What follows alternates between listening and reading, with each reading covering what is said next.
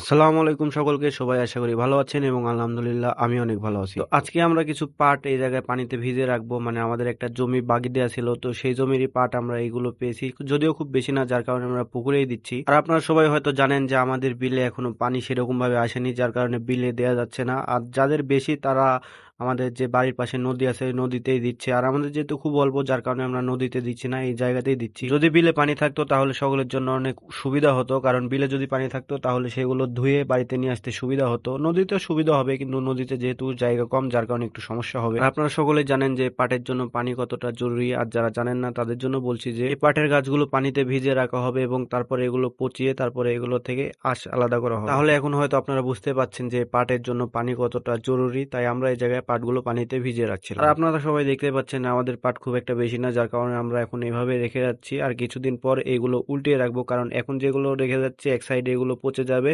আর কিছুদিন পর উল্টিয়ে দেবো, তখন আরেক সাইডে পচে যাবে এবং তারপর সেগুলো ধুয়ে আঁশগুলো আলাদা করা হবে। আর এই জায়গায় আমি আব্বাকে এগিয়ে দিচ্ছিলাম, আর আব্বা সবগুলোতে দড়ি ঢুকিয়ে দিয়ে সবগুলোকে এক জায়গায় বেঁধে রাখছিল, যার কারণে এগুলো আলাদা হয়ে যাবে না। এবং এর পাশাপাশি আমরা একটা কাজ করেছি, সেটা ভিডিও করা হয়নি, যার কারণে আপনাদেরকে দেখাতে পারলাম না। সেটা হয়তো অন্য কোনো দিন ভিডিওতে আপনাদেরকে দেখাবো ইনশাল্লাহ।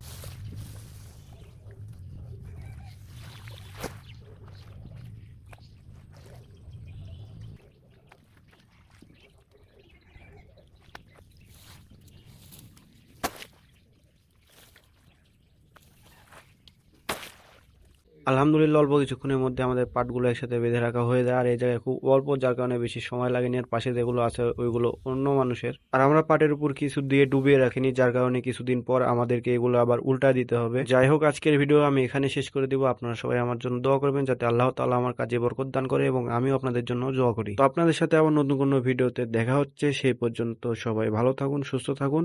আল্লাহ হাফেজ।